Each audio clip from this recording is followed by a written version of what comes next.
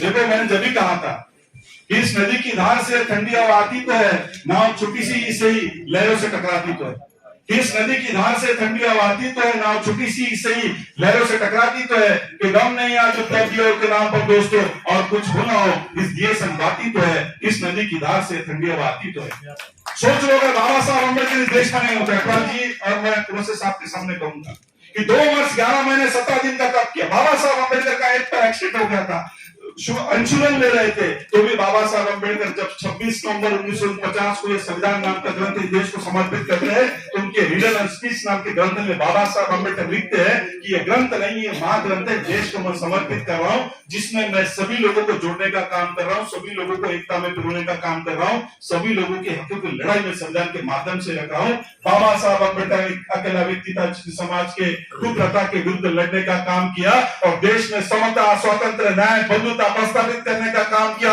इतना ही नहीं, देश के 127 देशों में बाबा साहब अम्बेडकर एकलौता आदमी है जिसकी जयंती स्वाभिमान से मनाई जाती है। इतना ही नहीं, कोलंबिया यूनिवर्सिटी में देख लीजिए, गूगल खोल के देख लीजिए, इतिहास खोल के देख लीजिए, कोलंबिया यूनिवर्सिटी के गेट पर जब देश का विद्वान आदमी, देश का भूषण आदमी ये नाम लिखने की बारी आई तो सभी लोगों का नाम उसमें था।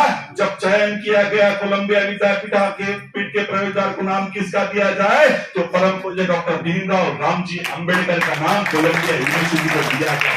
अभी 11 दिसंबर को आने वाले मलेशिया में बाबा साहब अम्बेडकर की ऊंची प्रतिमा का उद्घाटन किया जाएगा। बाबा साहब अम्बेडकर का डंका भारत में केवल नहीं तो भारत के बाहर भी विदेशों में बाबा साहब अम्बेडकर को मानने वाले लोग, बाबा साहब अम्बेडकर को पूजने वाले लोग है और बाबा साहब अम्बेडकर के विचारों से प्रेरित होने वाले लोग हैं। ऐसा बड़ा काम बाबा साहब अम्बेडकर ने देश में किया है। उन सभी के नाम से आप सभी को सम्मानित किया गया। आप सभी अपने लिए जोरदार तालियां बजाइए। आप सभी लोग अपने लिए अपना गौरव कीजिए।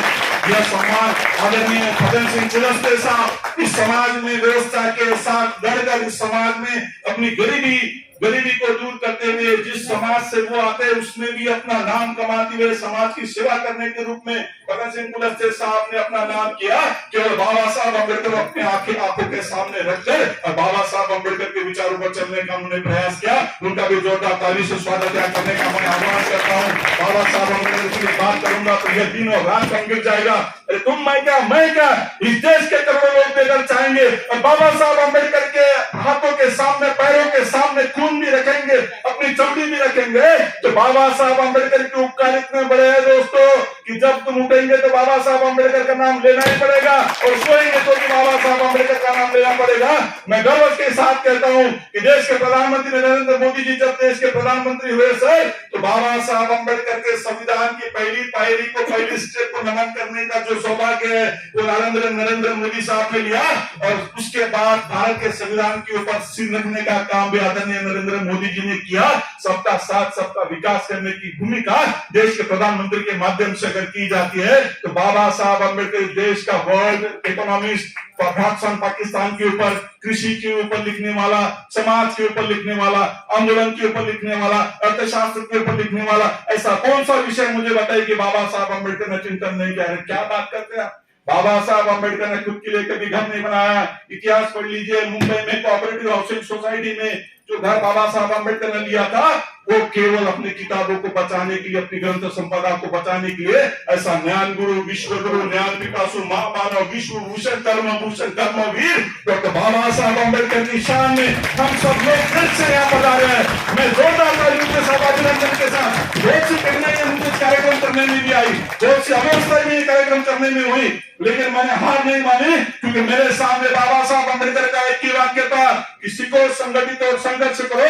मैं पढ़ा हूँ, आज दिल्ली की पदवी ली है, पोस्ट डॉक्टरल की है, 3 सब्जेक्ट में मैं डॉक्टरेट हूँ, 3 सब्जेक्ट में मैंने पीजी किया है, एक यूनिवर्सिटी में मैं सीनेट का मेंबर हूँ, डायरेक्ट सेक्रेटरी के रूप में मैंने काम किया है। समाज की व्यवस्था को मैं देख रहा हूँ, लेकिन मेरी भूमिका है कि बाबा साहब अम्बेडकर ने लिखा था कि मुझे पढ़े लिखे लोगों ने धोखा दिया है, मैं उस लाइन में आना नहीं चाहता हूँ। मैं चाहता हूँ कि पढ़े लिखे लोगों ने देश को संभाला है, हम समाज की उस भूमिका को सामने ले जाना चाहते हैं जिस समानता के बाबा साहब अम्बेडकर काम कर रहे हैं। मैं ससम्मान आज इस मंच पर तालियों के साथ आदरणीय फग्गन सिंह कुलस्ते साहब को निमंत्रित करता हूं कि वे अपना अगला वक्तव्य रखें। जोरदार तालियां बच्ची करनी चाहिए फग्गन सिंह कुलस्ते साहब के लिए।